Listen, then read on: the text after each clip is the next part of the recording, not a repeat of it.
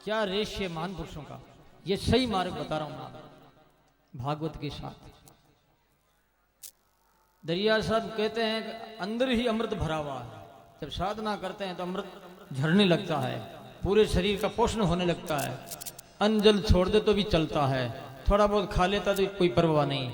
शरीर सीमित रहता है, शरीर कब्जे में रहता है, हल्का रहता है, कंट्रोल रहता सही पर। कि शक्ति ऊर्जा अंदर की काम करती, अन्न बाहर की ऊर्जा को लाता है, अंदर की ऊर्जा देता है साधना जोगी। बिरला पाया कान से नाद समाया, अल अगम अर्थ कोई बिरला जाने, जिन खोजा तिन पाया। जन दरिया के पूरा जोगी, जोगी पूरा होना चाहिए, अधूरा काम का नहीं। कान से नाद समाया, साधना शब्द मार्ग नाद ब्रह्म ये आ गया। इसलिए मैंने बोल दिया कि माताएं नहीं है बेचारी, कब सुनेगी, भागवत के माध्यम से सुन लेगी, इसलिए सुना दिया। तो ऐसी साधना है। तो श्रीमद् भागवत कथा जो कही जा रही है, इसमें कई विषय भी समावेश होते हैं ना, क्योंकि भागवत सागर की तरह अथाह है। इसमें बहुत से विषय छेड़े जाते हैं, फिर कई संप्रदाय आ जाते हैं, कई धर्म आ जाते हैं, कई प्रक्रियाएं आ जाती है साधना की। तो मैं क्या बात कह रहा था श्रीमद् भागवत में है, सुनते हो कि नहीं सुनते हो?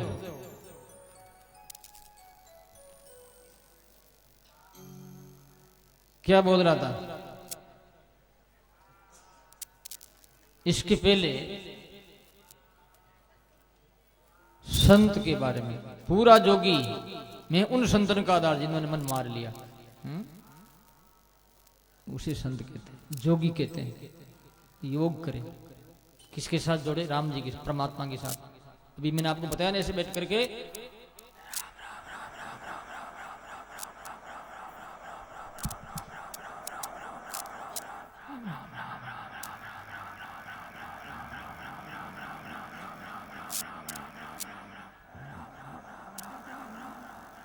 साथ आते साथ में राम राम, साथ साथ में दोनों सासों में सब शरीर का पोषण हो जाता है, सारी बीमारियां मिट जाती है, सेल्स से हो जाते हैं, लोक और परलोक दोनों सुधरते हैं, मुक्ति की प्राप्ति, मन का निरोध।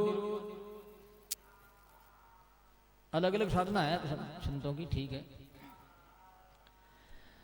तो ये अपने जो है दुर्वासा जी, उनका यशोगान करते हुए चले गए कि वो तो धन्य है अम्बरीश राजा को। इसी वंश परंपरा में युनाश नाम करके राजा हुए, उनके कोई संतान नहीं थी, यज्ञ कराया गया और पानी अभिमंत्रित करके रखा गया। राजा को प्यास लगी और पानी पिया। प्रातःकाल जितने लोग बोले वो पानी कहाँ है, रानी को पिलाना है। राजा ने कहा वो पानी तो मैंने पी लिया। तो बोले कि आपके संतान होगी, अब तो मुश्किल होगी। पानी में कितनी, तो मंत्रों में कितनी ताकत है। राजा युनास ने पानी पिया, अब उनके राजकुमार होगा और थोड़ी है। फिर ऑपरेशन करके निकला बाहर, बच्चा रोने लगा तो इंद्र ने अंगुली मुंह में दे दी कि माम धाता, मैं इनका पालन मैं करूंगा। इसलिए उनका नाम पड़ा मानधाता। मानधाता की शादी हुई, 3 लड़के और 50 लड़कियां। लड़कियां की शादी शोभरी की शादी। राजा ने कई कथा सुनना चाहता हूं। एक बार की बात है, शोभरी ऋषि एक जमुना के कुंड में स्नान कर रहे थे, ध्यान कर रहे थे, तो मछलियां किलबिल करती आई। मछलियां मछले आपस में मनोरंजन कर रहे, खेल रहे हैं। शोभरी ऋषि के मन में आ गई, यदि मैं शादी करता तो मेरे भी बाल बच्चे बेटे पोते होते। संग दोष है, जीता सुनो जित संग जितेंद्रिय, संग भले हो, संग को जीतना चाहिए। शोभरी ने ये संकल्प नहीं करना था। क्यों किया? आम लोगों को चेताने के लिए किया, वो ऐसे नहीं थे। ध्यान लगा कि सुनो।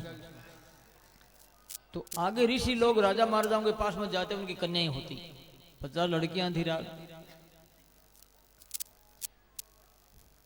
मानधाता के पास गए। मानधाता ऋषि को देख करके उठ खड़े हुए, उसकी पूजा की और बोले ऋषि साहब मांगिए, क्या चाहते हैं, किस काम के लिए आप पधारे हैं।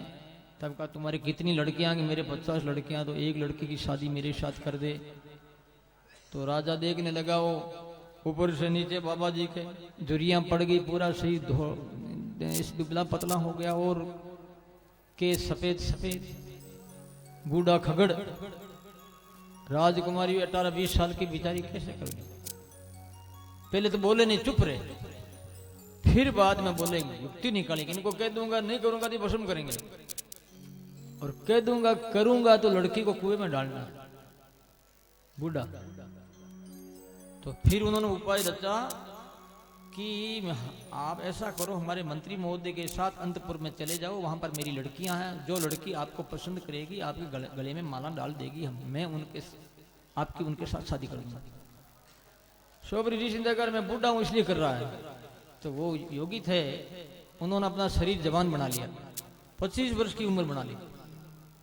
राजा के पास से आगे बढ़े और वो मंत्री महोदय के साथ गए, और अंतपुर में मंत्री ने कहा राजकुमारियों राज आ गया।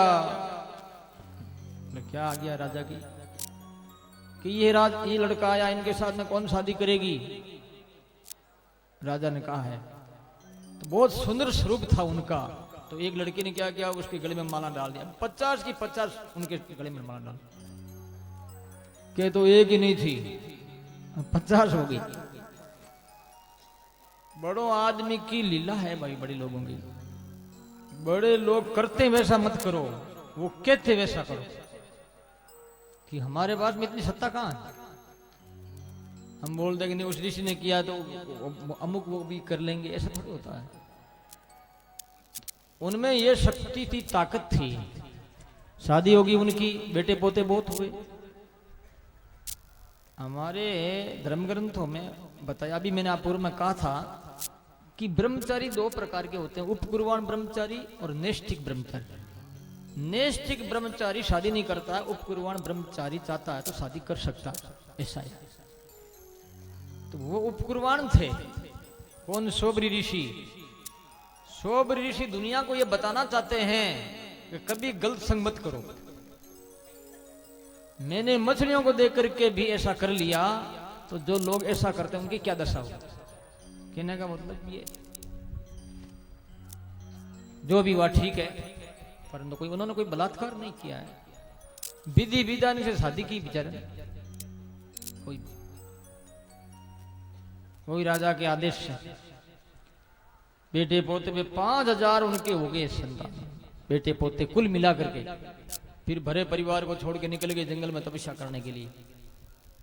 वो 50 औरतें वो भी उनके साथ हो गई, वान प्रस्थ में वो साधना की, अंतिम में भगवान की प्राप्ति की। सुखांत हुआ है उनका जीवन, दुखांत नहीं हुआ। हमारी भारतीय संस्कृति की जो भी अच्छी कृतियां हैं वो सुखांत ही होती, दुखांत नहीं होती है। पहले भले ऐसा लगे, आखिर में उनका परिणाम उनको अच्छा ही मिलता है। ये बात बताएगी इसके वंश परंपरा में फिर हुए हैं। बाउक नाम करके राजा शत्रु ने बाउक का राज्य छीन लिया। आज तो हवा भी सेवा कर रही है, कल भी करी, आज भी कर रही है। वायु देवता है, वायु देवता को क्यों कह रहे डबजिया रे भाई डबजिया। संत बिचारे बैठे जगह जगह, तंबू ताने हुए, क्यों तंबू उखाड़े। संताना तंबू उखाड़ो, थारा तंबू उखड़ दिला, ये भी बात है, बात सही है। वायु देवता है ना, संतों की सेवा करनी चाहिए। कुंभ है, बहुत बड़ा पर्व है ये। बोलो राम। तो बाहुक राजा जंगल में चला गया और उसके गुरु का नाम औरव था। बूढ़ा शरीर था उनका, शरीर उनका शांत हो गया। अब उसकी जो बड़ी रानी थी वो गर्भवती थी, वो उनके शरीर को लेकर जलने की कोशिश करती है। तो औरव ऋषि ने रोक दिया कि ऐसा मत कर, तेरे पेट में बच्चा है, पाप लगेगा। ये भी जलेगा, अच्छा नहीं है। रोक दिया, तो ठीक है मैं सती नहीं होंगी। पर दूसरी रानियों ने सोचा कि यदि इसके लड़का हो जाएगा राजकुमार तो हमारे पर राज करेगा, तो उन्होंने क्या किया, जहर दे दिया। ईर्ष्या की परंपरा पहले से शुरू से है, आज से नहीं।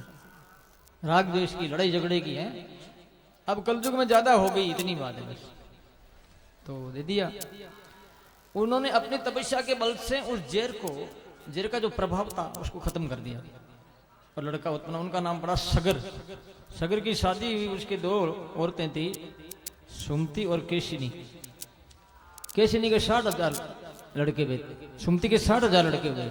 60,000 पितृ भक्त थे, रोजीना नया कुआं खोद करके उनको पानी पिलाते थे। एक दिन राजा ने यज्ञ किया, 99 यज्ञ पूरे हुए, और घोड़ा इंद्र लेकर के भाग गया। इंद्र छल कपट करता, इंद्र ने जाकर के कपिल भगवान के आश्रम बांध दिया। देखता है कि अब देखो अपना आप काम हो जाएगा। वो खोजते खोजते गए, कपिल भगवान को देख करके देखा कि यही होगा हमारे घोड़े को लेके आने वाला, बांधने वाला। तो उन्होंने जोर से आक्रमण करने की कोशिश की। कपिल भगवान ने आंख खोली, आंख खोलते सारे जल गए, भस्म हो गए, मर गए।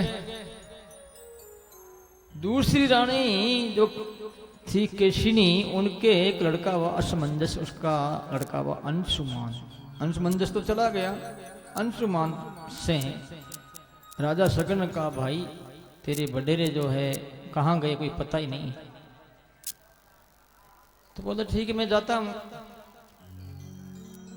तो वो जो है गए हैं, और कपिल भगवान के सामने ढेर लगा हुआ, कपिल भगवान की स्तुति करते हैं। तो माया रस्ती वस्तु बुद्धिया ग्रहादिशु भ्रमंती कामलोभिर्श्याम विभ्रांत चेत। क्या आपकी माया है प्रभु, ये सब भ्रमित हो रही है सारी दुनिया के लोग, आप कृपा करो।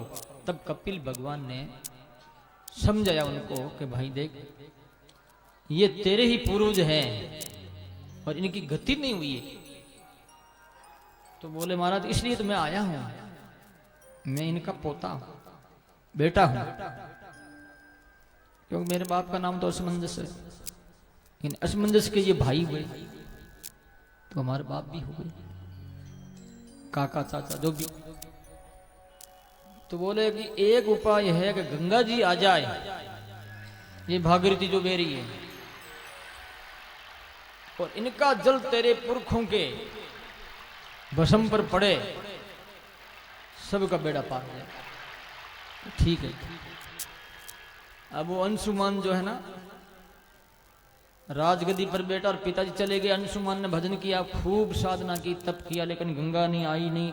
उसके लड़का हुआ दिलीप ने तपस्या की तो भी गंगा नहीं आई। तीसरी पीढ़ी राजा भगीरथ ने तपस्या की, तब गंगा जी प्रकट हो गई। गंगा जी प्रकट तो हो गई, लेकिन गंगा जी कहने लगी देखो भाई, मैं ऊपर से जोर से गिरूंगी और मेरा जो वेग होगा, भार, इतना तकड़ा भार होगा कि मैं पाताल में चली जाऊंगी। मेरे वेग को रोकने वाला कोई हो तो मेरा आना सार्थक होगा, वरना कोई तात्पर्य नहीं रहेगा। तो बोले कि ठीक है। सजनों, शंकर भगवान ही रोक सकते, ऐसा जान करके उन्होंने शंकर भगवान का भजन किया, तप किया। तो शंकर भगवान बाबू डमरू बजाते प्रकट हो गए। तो बोल वरदान मांग, क्या चाहता है? कि गंगा जी आ रही है बाप जी, इनके वेग को जरा आप सहन करें और ये पृथ्वी में नहीं चली जाए। शंकर भगवान क्या आनंद रे, क्या चिंता करता है, ये कोई पाई पारा आनंद है बाबू है। गंगा के मन में हो गया अभिमान कि एक ही झपेटे में ले जाऊं पताल में, दूसरी झपेटे की जरूरत नहीं है। शंकर भगवान ने कहा जा, क्या करती है? अब आई पानी जोर से। शंकर भगवान ने अग्नि का ध्यान किया, और वो अग्नि जो है सारी सोख गई। जितना भी पानी आवे नीचे एक बूंद गिरे नहीं, और ऊपर धारा, भयंकर धारा पड़ रही है शिव जी के सिर पे, और नीचे एक बूंद आवे। राजा भगीरथ ने देखकर ये क्या है, शंकर भगवान से बोले प्रभु ये क्या, कि भाई क्या करूं? मेरे केस ऐसे ही हैं, इसमें मैं रम गई वो खो गई है। तो प्रार्थना की, तब शंकर भगवान ने कहा देवी अब जा। शंकर भगवान के जटा में से निकली गंगा, आगे आगे राजा भगीरथ और पीछे पीछे गंगा जी मां। जहां समुद्र के बीच में कपिल भगवान बीच में किनारे पर पानी के अंदर गंगा सागर, वहां पर गंगा जी पहुंची है। और उन पुरखों के स्पर्श से, गंगा पानी के स्पर्श से सारे के सारे सब विमानों में बैठ करके स्वर्ग में चले गए। देखो महापुरुष की कृति जो होती है वो कृति अमर होती है, सबके लिए होती है, सदा के लिए होती है, शाश्वत होती है। केवल गंगा उनके पूर्वजों के काम आई ये बात नहीं है, गंगा भी काम आ रही। देख लो ये जो अपने महाकुंभ पर्व पर हम गंगा के किनारे बैठे हैं, तो ये क्या है? ये गंगा की तो देन है, इन्हीं की कृपा है। बोलो राम। उनका कल्याण कर दिया। भावना अपनी सही होनी चाहिए और आस्था होती है तो भी काम मिलता। श्रद्धा मानव से ज्ञानम। तो सजनों इस प्रकार से आगे बता रहे हैं, इसी वंश परंपरा में खटवांग गुणांकर की राजा हुए। उनके वंश परंपरा में हुए दशरथ जी। दशरथ जी की कोई संतान नहीं थी। गुरु वशिष्ठ जी से निवेदन किया गया, पुत्रेष्ठ यज्ञ किया गया, खीर रानियों को पिलाई। राम भरत लक्ष्मण शत्रुघ्न 4 भाई हुए। उनकी बाल लीलाओं के बारे में भी संक्षिप्त में रामायण में बताया गया है। भागवत में राम का चरित्र 2 ही अध्याय में, ज्यादा नहीं। रामायण पूरी भरी पड़ी है। छोटी अवस्था में माता पिता को नमस्कार करते थे। एक दिन विश्वामित्र जी आ गए कि हमारे यज्ञ में विघ्न करते हैं राक्षस लोग। दशरथ जी महाराज से निवेदन किया। दशरथ जी महाराज कहते हैं कि क्या करूं, सारे ईश्वर मेरे प्राण के नहीं, राम देत नहीं बने गुणसाई में राम को कैसे दूं। लेकिन वशिष्ठ जी के कहने से राम और लक्ष्मण को सौंप दिया। ताड़का ये उसको मारा है, यज्ञ की रक्षा की गई। जनकपुरी में जनक जी महाराज सीता की शादी करने के लिए जानकी की धनुर्यज्ञ की प्रतिज्ञा की थी कि धनुष तोड़ देना, यही धनुष यज्ञ है। जो धनुष को तोड़ देगा मेरी लड़की की शादी उनके साथ करूंगा। तो राजा महाराजा बहुत से आए। भगवान राम भी विश्वामित्र जी के साथ चले हैं और वहां पर धनुष जो रखा गया था राजा महाराजा प्रयत्न करके चले गए। भगवान राम ने धनुष को तोड़ दिया। आकाश में पुष्पों की वर्षा हुई नगाड़े बजे।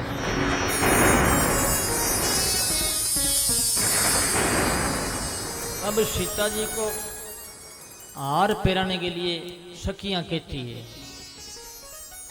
तो भगवान राम कुछ लंबे थे, सीता खेड़ी थी नाटी। माला पैरा नीचा सिर करे ना पैरा नीचे सिर करे नहीं। तब वो सखियां सहेलियां कहती है झुक जाओ राजकुमार, झुकना। और झुकने लगे, झुक गए। वरमाला पहना दी गई। वहां भी गड़बड़ी हुई। परशुराम जी को समझाया गया और समाचार भेज करके बारात आई। शादी चारों भाइयों की हो गई। होने वाली तो एक की थी, 3 और भी शामिल। ऐसे करके फिर बारात वापस गई है। अब इधर क्या कि सरस्वती ने मंत्रा की बुद्धि बिगाड़ी, राम को वनवासित कर दिया। राम सीता लक्ष्मण वन में निकले भाई। क्या क्या उनके संकट आया, दुख आया है, लेकिन उन्होंने मर्यादा नहीं तोड़ी। भगवान राम मर्यादा पुरुषोत्तम है। राम का चरित्र का अनुसरण भले ही करो, और कृष्ण भगवान का चरित्र का अनुकरण नहीं करना चाहिए। वो कहते थे और कहा है उसका अनुकरण करना चाहिए। राम ने कहा वो भी करना है और किया वो भी करना है, क्योंकि मर्यादा है उनमें। कृष्ण भगवान ऐसे नहीं थे, पर लोग क्योंकि वस्तु तत्व जानते नहीं है और किसी का सहारा लेकर के दुरुपयोग हो जाता है, दुरुपयोग करने लगते हैं, दुरुपयोगी बन जाते हैं, उपयोगी नहीं बनते। इसलिए भगवान जो करते हैं वो लीला होती है, व्यक्ति करता है वो क्रिया होती है। क्रिया में बंधन है, लीला में बंधन नहीं। बड़े खुश है वो 16,108 रानियों के पति होते हुए भी ब्रह्मचारी है। यही तो विशेषता है कृष्ण, 16 कला है। इसलिए आजकल भागवत बहुत ज्यादा चल रही है। गांव गांव में, एक शहर में 50 भागवत है, एक भागवत नहीं 50, गली गली में ऐसा। वनवास में जो भी हुआ, भरत जी आए, उनको बड़ा तकलीफ दुख हुआ। भरत जी भी पधारे भगवान राम से, उन्होंने विनय किया, लेकिन भगवान राम प्रतिज्ञाबद्ध थे। उन्होंने अपने चरण पादुका दे दी, वो लेकर के आगे हैं। चरण पादुका राज्याभिषेक कर दिया गया। भगवान राम वाल्मीकि आश्रम पधारे, वहां भी जो हुआ चित्रकूट पधारे। तो भरत जी महाराज सब जो है आगे जो भी करना है वो किया, यानी जो है पावड़ियों को पूछ पूछ करके राज करते थे। इधर सीता का हरण हो गया, भगवान राम दुखी हुए, ऐसे ही दिखाया दुनिया को कि भाई स्त्री के प्रति पति का क्या भाव होना चाहिए, तन मन धन से उनकी रक्षा करने की कोशिश करनी चाहिए। ये राम की मर्यादा ने सिखाया है। तो सुग्रीव से मित्रता हुई हनुमान जी के माध्यम से। हनुमान जी महाराज पधारे हैं लंका में, सीता का पता लगाया, समाचार लिया उनसे, वापिस पधारे। भगवान राम ने लंबी चौड़ी फौज तैयारी करके पधारे हैं। सेतुबांध बना करके लंका में भयंकर युद्ध हुआ, राक्षस मारे गए, रावण मारा गया, सीता जी पधारे, अग्नि परीक्षा की गई, पुष्पक विमान में बैठा करके अयोध्या पधार गए। 11,000 वर्ष तक उन्होंने राज किया और उसके बाद में सारी प्रजा को विमान में बैठा करके साकेत लोक में ले गए। ऐसा संक्षिप्त में ये रामायण है। और भागवत की रामायण भी इतनी ज्यादा नहीं है, विस्तार करो तो एक चौपाई करते रहो, कई महीना तक क्या क्या जिंदगी भर व्याख्या करते रहो, कोई पार तो है नहीं, किसी चीज का पार नहीं है। विद्या कोटि विद्या जंगो पार न पावे, दरिया साहब कहते हैं कोटि कोटि विद्या है जो आदमी पार नहीं पा सकता। कोटि चिराग जाके दीपक बत्ती करे और कोटि पावन जाके चवन ढुलावे। दरिया साहब ने विराट प्रभु का वर्णन किया है।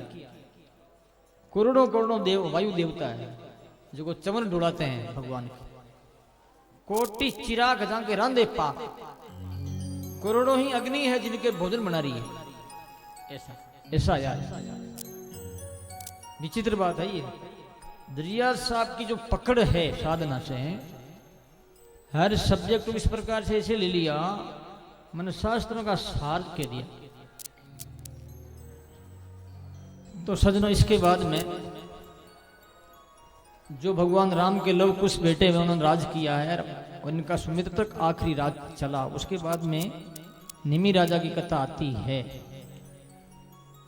जो कि गुरु और शिष्य श्राप देख करके एक दूसरे नष्ट हो गए और फिर वापिस जो है मित्रावरण और उर्वशी शिशु वशिष्ठ जी तो वापिस पैदा हो गए, जन्म हुआ इनका। और वो राजा निमिष आंख पर बैठे रहे, आंख खोलते हैं मीचते हैं वो। अब चंद्रवंश का वर्णन आ रहा है। अर्थात सूर्यताम राजन वंश मत्स्य पावन यस्मन नीलादे भूपा कीर्ति पुण्य कीर्तय। सुखदेव जी महाराज चंद्रवंश का वर्णन करते हैं। चंद्रमा ने राजस्व यज्ञ किया, यज्ञ में तारा को छीन लिया, झगड़ा होना लगा, ब्रह्मा जी ने समझाया। उसके एक लड़का हुआ बुध और बुध के हुआ पुरूरवा, पुरूरवा की भी बात बताई गई। पुरूरवा उर्वशी के साथ में शादी की और उनके बच्चे भी हुए। और पुरूरवा आखिर में जो प्रतिज्ञाबद्ध होना था वो हो नहीं पाए, कर नहीं पाए, उर्वशी गंधर्वलोक में चली गई, बहुत रोए स्त्री के वियोग में। एक दिन उर्वशी ने कहा तो उसने गंधर्वों की उपासना की है, तब जाकर के उनको गंधर्व लोक मिला। भोगों में कहीं सुख है ही नहीं। कहना मुझे संक्षिप्त मैंने इसलिए कहा, लंबा चौड़ा कहने में कोई सार नहीं। अच्छी बात कोई प्रेरणादायक हो तो लंबी चौड़ी कहे तो अच्छा है, पर ये भी प्रेरणादायक है। ये प्रेरणा, इस समय प्रेरणा क्या लेते हैं? भोगों में सुख नहीं, बस यही प्रेरणा। आगे बात आएगी, मैं कहूंगा आपको। इसकी वंश परंपरा में गादी के वे ऋचिक है, ऋचिक वे जमदग्नि रेणु की लड़की रेणुका के साथ शादी की। उनके परशुराम जी वगैरह लड़के हुए। एक दिन शेषरार्जुन राजा ने जो है उनके आश्रम में पधारे वो, और गाय की विभूति देख करके वो मोहित हो गए और कहने लगे गाय मुझे दे दो, जो कामधेनु है। तो उन्होंने दिया नहीं, तो जबरदस्ती ले गए। परशुराम जी को क्रोध आया, चढ़ाई की उन पर, उनको मार दिया। तो फिर जमदग्नि ने कहा ये तो ठीक नहीं किया आपने, राजा को मार दिया, पाप लगा है। तीर्थों में जाओ। वो तीर्थों में घूम करके वापिस आए। एक बार वो बाहर गए हुए थे, शेषरार्जुन के लड़कों ने जमदग्नि को मार दिया। तो रेणुका जो इन परशुराम जी की मां है, वो छाती पीटी 21 बार, 1 2 3। तो परशुराम जी ने 21 बार निक्षत्री कर दी। जात के ब्राह्मण थे, राजपूतों को मार दिया। तो फिर राजपूत बच्चे कैसे? भाई कोई पड़ोसी छिपा लेते हैं ना, छिपा लिया इनको तो बच गए। सारे थोड़ी उनकी दृष्टि में आए। कुछ क्षेत्र में, कुछ एरिया में उन्होंने किया, पूरा भारत में थोड़ा ही कर सके, नहीं किया। अर्थ है इसका ये। बोलो राम। ये बात बताई गई है। इसकी वंश परंपरा में वे राजा ययाति की शादी शुक्राचार्य जी की लड़की देवयानी के साथ हुई। राजा प्रसिद्ध ने कहा ऐसा कैसे हो गया महाराज, वो तो राजपूत, वो ब्राह्मणी है, शुक्राचार्य जी की लड़की देवयानी। तो बोले एक दिन राजा वृषपर्वा की लड़की और उनके साथ दासियां जंगल में घूमते हुए राज बगीचा में पहुंची। वहां राज बगीचा में कपड़े उतार करके स्नान किया है। शंकर भगवान आगे, शंकर भगवान को देख करके हड़बड़ाहट में राज कन्या जो है देवयानी के कपड़े पहन लिए। तो देवयानी गाली गलौज करने लगी कि तू तो राजा की लड़की, राजकुमारी है, और मैं हूं ब्राह्मण की लड़की, तुम्हारे पिता के गुरु की लड़की, तुम मेरे कपड़े कैसे पहन? उसने कहा भाई भूल हो गई, अब तू ऐसा मत कर। लेकिन मानी नहीं। तो उसने उन दोनों मिलकर के कुएं में डाल दिया देवयानी को। शर्मिष्ठा जो थी राजकुमारी, कुएं में डाल दी उसको और गई, घर चली गई। राजा ययाति आ रहे थे, उन्होंने आवाज सुनी रोने की। तो देवयानी ने कपड़ा मांगा कि पहले मुझे कपड़ा दो। तो उन्होंने तौलिया दिया, तौलिया पहन करके उन्होंने कहा अब मेरा हाथ पकड़ो। हाथ पकड़ के बाहर निकाला। तो बोली मैं आपके साथ शादी करूंगी। तो बोले तुम कौन है? मैं ब्राह्मणी, शुक्राचार्य की लड़की, तो तेरे साथ शादी करे कौन? मैं तो राजपूत हूँ, मैं कैसे शादी करूंगा, राजा हूं। तो बोले नहीं, मेरे ऐसा हुआ कि मुझे श्राप लगा हुआ है, मैं ब्राह्मण के वहां पर शादी नहीं होगी, मेरी ब्राह्मण के बच्चे के साथ, मेरी शादी क्षत्रिय के साथ ही हो सकती है। तो उसने श्राप की बात भी बताई। तो बोला ठीक है। अब वो रोती रोती गई पिता शुक्राचार्य जी के पास। शुक्राचार्य जी और परिवार से जंगल में चले गए, राज छोड़ दिया उनका। वृषपर्वा देखा राजा ने भी, ये सब मेरे गुरु चले गए, मेरी क्या दशा होगी, मेरा राज खत्म हो जाएगा। थोड़े थोड़े पैर पकड़े। तब शुक्राचार्य ने कहा कि देवयानी क्या कहती है उसके अनुसार मैं कर सकता हूँ। देवयानी को पूछा गया।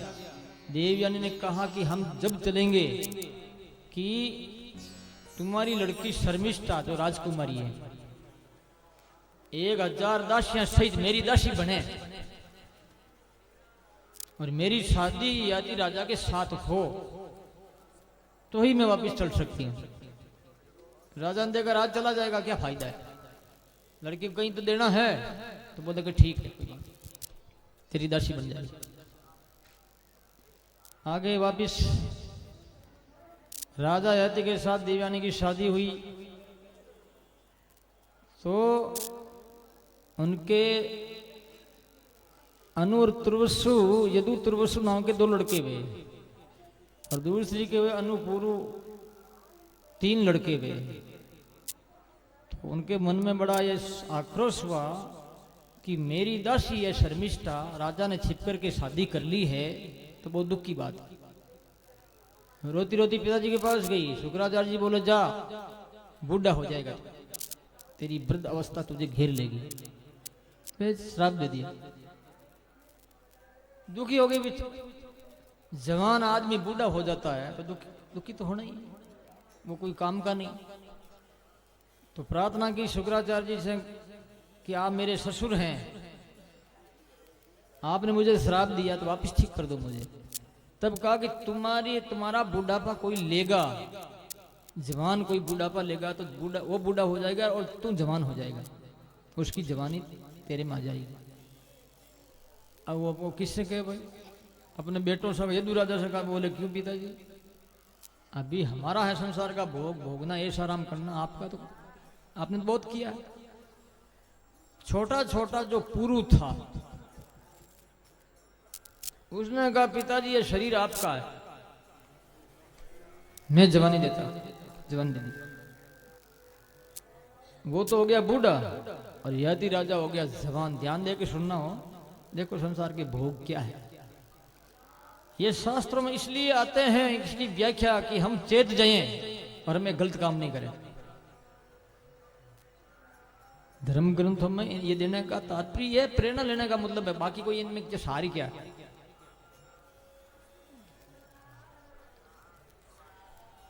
जवान हो गया, वो जवान हो गया तो हजारों वर्ष तक संसार का भोग और ऐश आराम करता रहा। आखिर में यति राजा अपनी औरत देवयानी से क्या कहता है, यद पृथिव्याम ब्रीहि एवं हिरिणम पशु स्त्रिय न दूयंती मन प्रीतिम पुंस काम हतश्यते। वो कहता है कि एक ही आदमी को संसार के सारे भोग मिल जाए, धन दौलत औरतें सब, तो भी मन कम नहीं होता है, संतुष्ट नहीं होगा, आग ज्यादा से ज्यादा लगेगी। ने जातो काम कामा नाम भोगे न साम्यति हविषा कृष्णमर्तमे भूय एवा विवर्धते। अग्नि में आप घी डालोगे तो अग्नि बढ़ेगी घटेगी नहीं, घी डालना छोड़ दो अग्नि अपना आप बुझ जाएगी, खत्म हो जाएगी। ऐसे संसार के भोग है।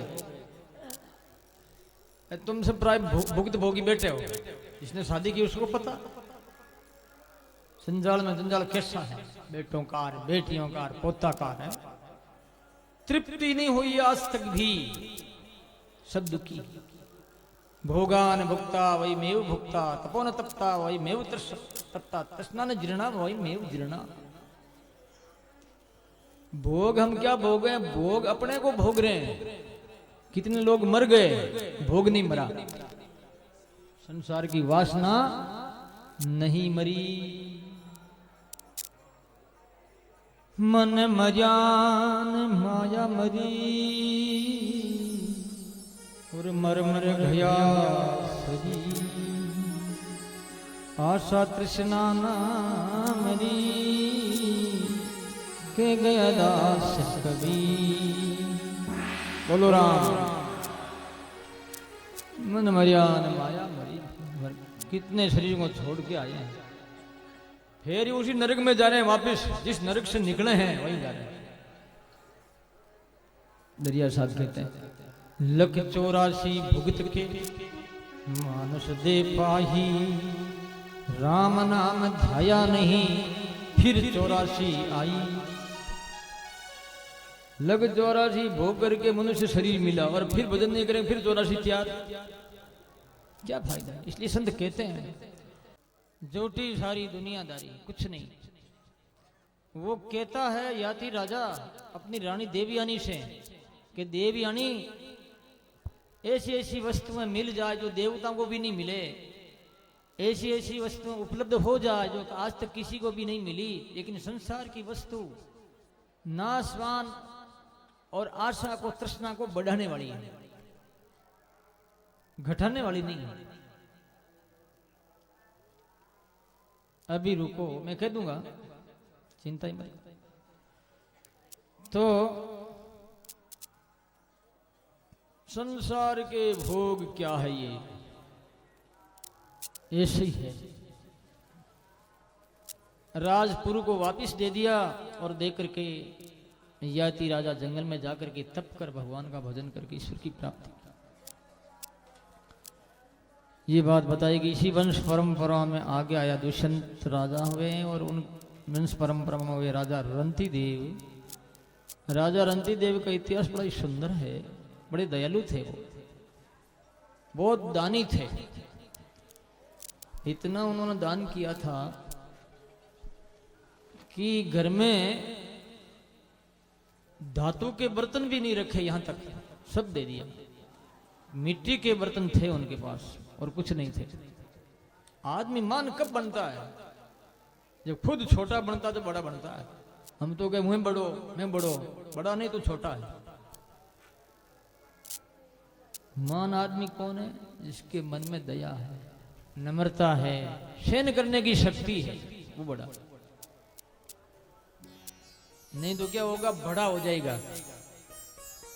गुलगुला और बाएं बनाती नहीं, गुलगुला और ये क्या नाम बड़े डाल के गर्मा गर्म तपे तेल छू छू करे। छू छू क्यों करे? तेल भयंकर गर्म है, टेम्परेचर कितना होना, बहुत ज्यादा। तो भाई ऐसे पहले जलना पड़ता है। इस विषय में एक बहुत बढ़िया बात याद आ गई, ध्यानपूर्वक सुनो। गीता नाम करके एक महात्मा हुआ है, गीता जी महाराज। तो उनके पास में कोई छोटा बच्चा आया 10-11 साल का। वो कहने लगा गुरुदेव मैं शिष्य बनना चाहता, मुझे चेला बना दो। महाराज ने कहा बेटा जरूर बनाऊंगा, क्यों नहीं। तो पहले क्या आश्रमों की सेवा कराते थे बच्चों से, सेवा करते करते उसका अंतकरण पवित्र हो जाता है। फिर उनको भेष देते थे, भेष ये कपड़ा। दीक्षा ऐसे आती दीक्षा नहीं देते थे, अब तो आते ही देते, शायद कोई दूसरा का नहीं बन जाए, थोड़ा दूजा महाराज के पास नहीं चला जाएगा। पहले 3 साल 4 साल पता नहीं कितने कितने साल रखते थे। तो उनको ऐसा काम का आदेश दिया, जो निम्न काम, जो बर्तन मांजना है, गाय का गोबर डालना है, पूंछ निकालना है, दिन भर आश्रम में काम करो। बेचारा करता करता 12 वर्ष निकल गया। कितनी सहन शक्ति उनकी, 12 वर्ष तक सेवा करो। अब लास्ट में उसकी परीक्षा थी। तो महाराज ने कहा बेटा इस बगीचा में पानी देना है। वो माँ का महीना था, घड़ा लेके जाओ। उसमें कोई नेने वगैरह थी नहीं उनके पास, आश्रम के पास में। तो घड़ा लाने के लिए वो गया कोरा और आया घड़ा पानी लेकर के। महाराज ने डंडे की मारी घड़ा पर, मारते घड़ा फूट गया और पूरा पानी से वो गीला हो गया। ठंड भयंकर ठंडा पानी। ऐसे करते करते 12 घड़े फोड़े उनके सिर, 12 घड़े। 13वें घड़े में फिर वो जलाशय में जाकर घड़ा रख दिया, अगर मर जाऊं अब तो जाना ठीक है। चला गया तो घड़े में से आवाज आई, कह रहे ठहर ठहर, कहां जा रहा है? ये कोई आवाज कहां से आई? वापिस मुड़कर के देखा, शायद ऐसे कोई भ्रम हो गया होगा। फिर जाने लगा, फिर आवाज आई, ठहर कहां जा रहा है? तो वो गड़ा के पास में गया, भाई कौन है तुम? गड़ा में से आवाज आ रही लेकिन गड़ा तो आदमी तो नहीं, कौन बोल रहा है? तब घड़े ने कहा मैं ही तो बोल रहा हूं, देख पहले मेरा रूप क्या था, मिट्टी थी। कुमार ने खोद करके मिट्टी को पोट बांध करके अपने घर ले गया, फिर उसमें पानी डाला और भी जो डालना चाहिए डाल करके, और मोरे पर बहुत कूदना यानी छींटना, बहुत मुझे जो है तकलीफ दी गई। देने लगा रहा, कह रहा है खूब रोंदा रोंदा मिट्टी के है कुमार से तो क्या रोने एक दिन ऐसा आएगा मैं रोऊंगी तो। मिट्टी के कुमार से तू क्या रो दे। फिर मुझे चाक पर डाला, चाक पर डाल करके मुझे ऐसे करके और गड़े का रूप तैयार कर दिया। फिर छोड़ा नहीं, एक हाथ अंदर डाल करके लकड़ी की पाटिया जो था मार मार करके मुझे बड़ा बनाया। बड़ा बनाने के बाद में भी छोड़ा नहीं, धधकती हुई आग में डाला मुझे और मैं पक गया। पकने के बाद में बाजार में बेचने के लिए आए तो सब कोई आकर के ठोलिया की मारे, घड़ा कच्चा पक्का तो ऐसे घड़ा कौन लेगा, पक्का हो तो लेगा। तो एक सेठ है, उसने देखा महाराज को पानी पाऊंगा, ठंडा पानी पिएंगे वहां भी सेवा। तो सेठ ने घड़ा लिया, मुझे उठाया, उठा करके महाराज को तो कीताराम जी को दे दिया। एक बेटा ओ महात्मा, मेरा बेटा भी है तो मेरा बाप भी है, चिंता क्या करता, बड़ा इसलिए साधु बन गया तो बाप बन जाएगा, नहीं तभी तो बेटा ही है। तेरे जैसे संत के ऊपर मैं कब चढ़ा, तेरे सिर पर मैं चढ़ गया है। इतनी तकलीफें मैंने सहन की, इतना तप किया, तब जाकर के तेरे जैसे सहनशील साधु के सिर पर मैं बैठा हूं। उसने कहा बात तो सही, अब तू न्याल होने वाला है, कृत्य होने वाला, चला जा गुरु महाराज के पास, मुझे भर के ले जा। घड़ा भर करके वो गया और महाराज ने आंख खोल के देखा, उसको देख दीदी मां ने एकदम वो ब्रह्म स्वरूप में परिवर्तित होने लगा, मानो ब्रह्म विद्या उनके चेहरे पर आने लगी।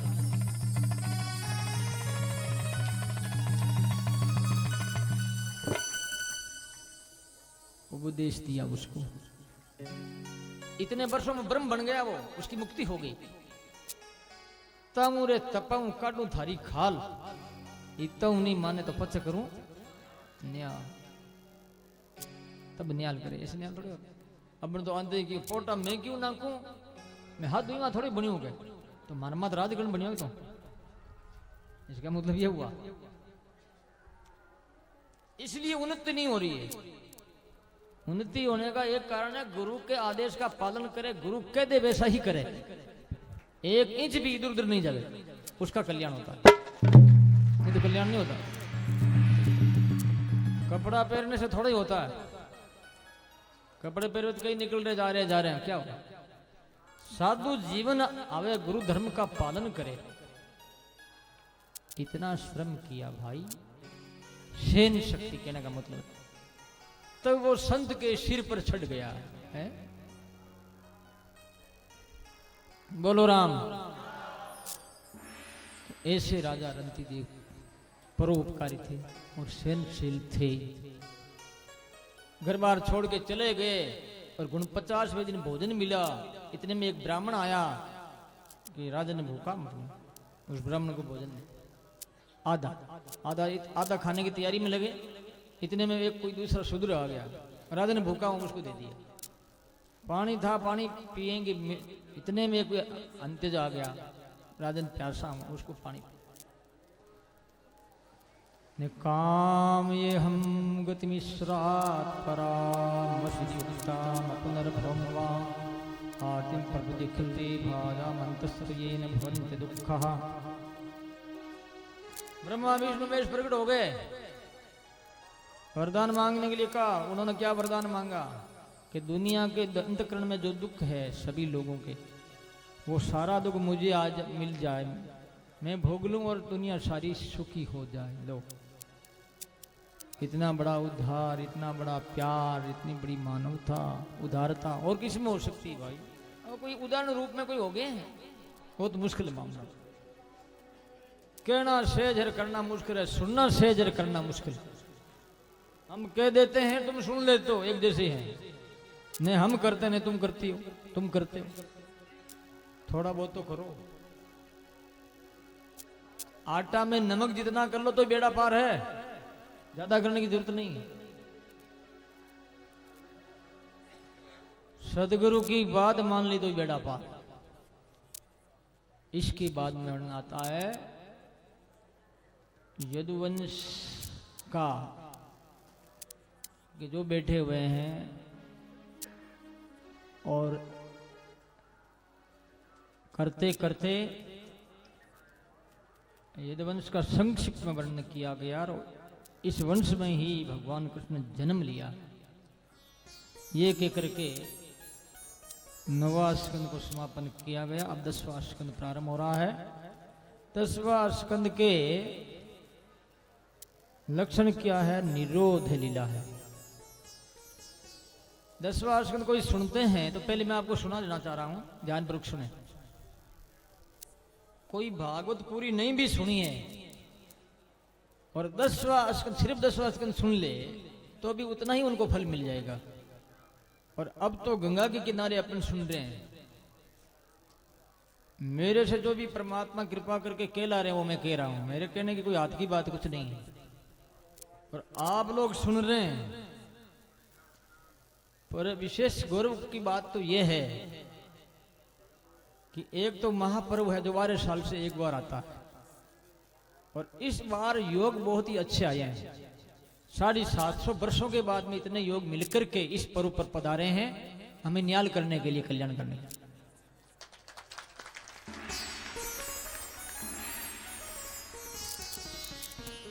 तो इस योग के समय मां गंगा के पावनी तट पर हम लोग कथा सुन रहे हैं। थोड़े से मजबूत रहो। ये जरूर है कि धूप दिन में बहुत ज्यादा पड़ती है, रात्रि में एकदम ठंड पड़ती है। और वैसे घर जैसा तो अपना है नहीं, है तो तंबू है, टेम्परेरी मामला है। सब मिलकर के रहो, एक दूसरे का मदद करो, एक दूसरे के पूरक बनो, तो ही काम चलेगा और काम होगा। कि जनता भी, क्योंकि उनका उत्साह है, उनका उत्साह अपन कैसे उत्साह को मिटा सकते हैं। लोग आ रहे हैं, आज भी आए हैं। जगह आपको मालूम है ही नहीं, सारे तंबू तन गए, सारा हो गया, विस्तार हो गया। तो भी जगह हृदय में होनी चाहिए। बाहर की जगह नहीं भी होना, हृदय में जगह होगी तो व्यवस्था हो जाएगी, ये निश्चित बात।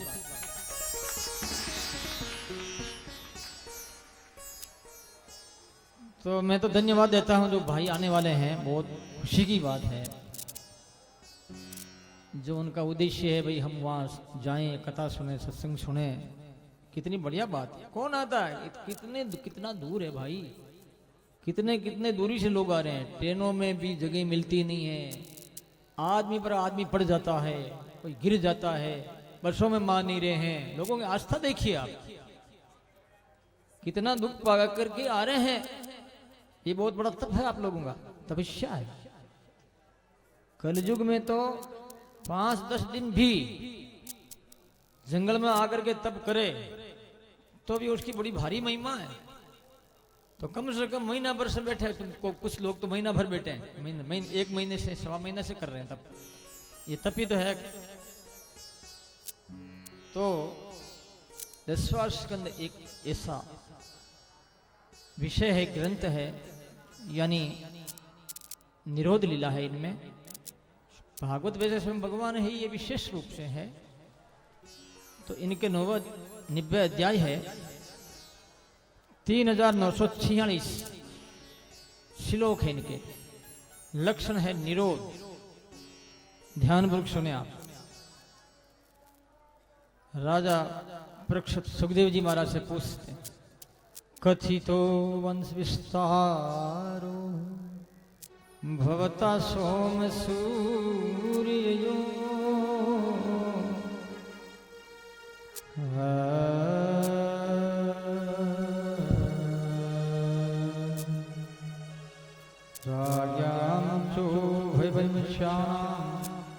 चरितम परमाद्भुतम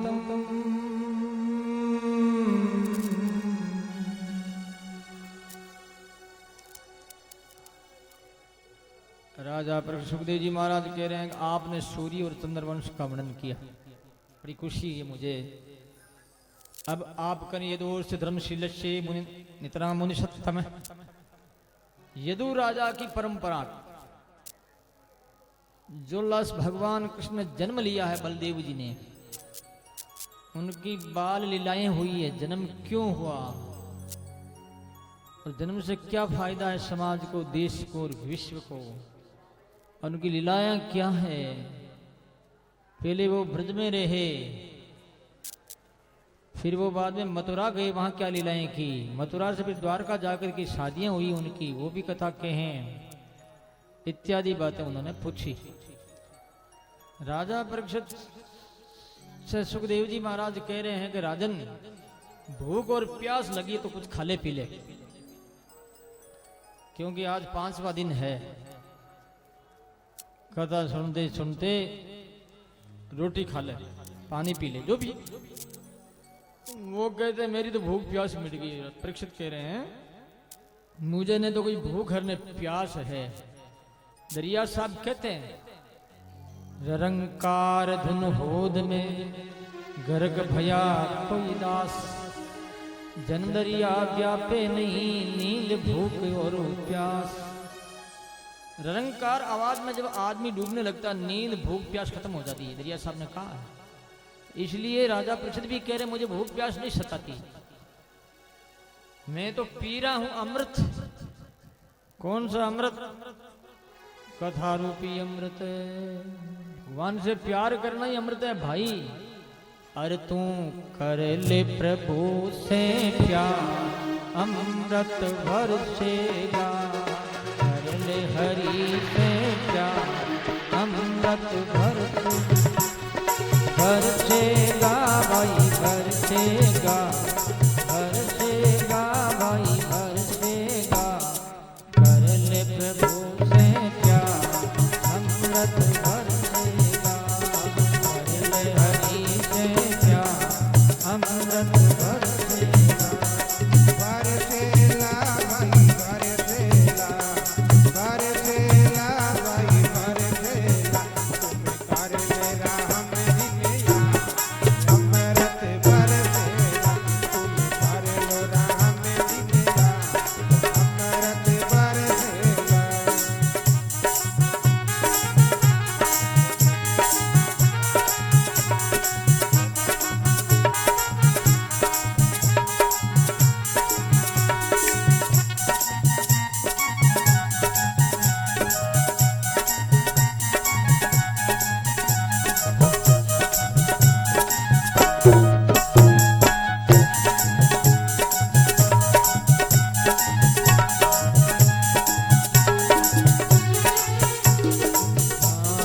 दया धर्म से प्रीति कर लो, कर लो दया धर्म से प्रीति कर लो। दया धर्म से प्रीति कर लो। भव सागर से पार उतर लो, भव सागर से पार उतर लो।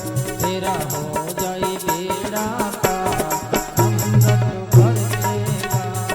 तेरा हो जाए बेड़ा पार, अमृत बरसेगा।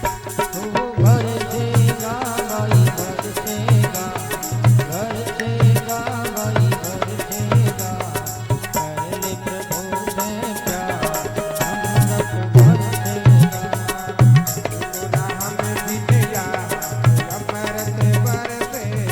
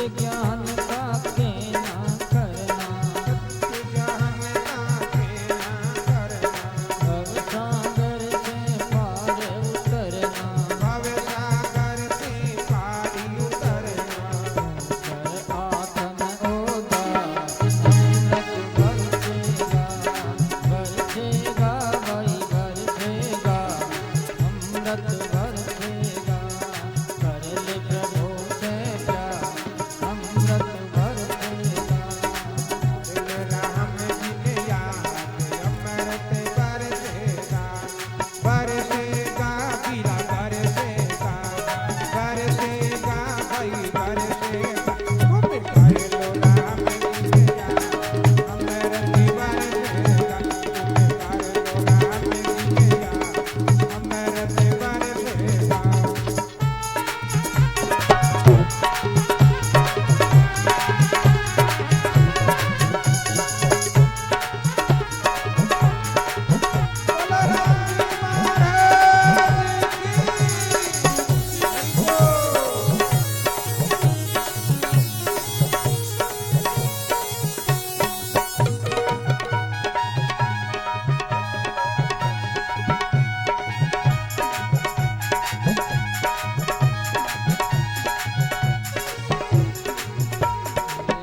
राम नाम का अमृत प्याला राम नाम राई मरत प्याला राम नाम का अमृत प्याला राम नाम राई मरत प्याला पीवे मन कर चित मत वाला मत वाला मिले न बारंबार अमृत बरसेगा मिले न बारंबार अमृत बरसेगा बरसेगा भाई बरसेगा बरसेगा भाई बरसेगा अमृत बरसेगा मेरे प्रभु से क्या अमृत बरसेगा हरे राम विजया अमृत बरसेगा बरसेगा बीरा बरसेगा बरसेगा भाई बरसेगा तुम कर लो राम विजया अमृत बरसेगा तुम कर लो राम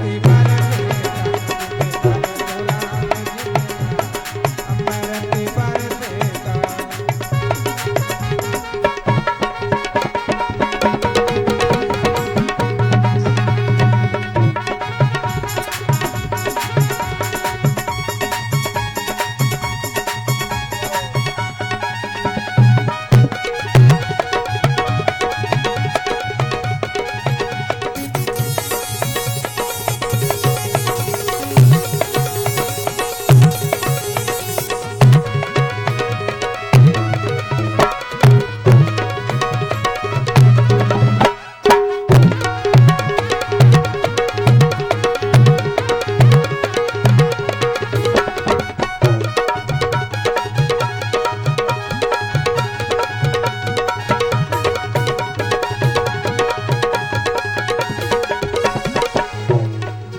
अमृत बरसेगा अमृत बरसेगा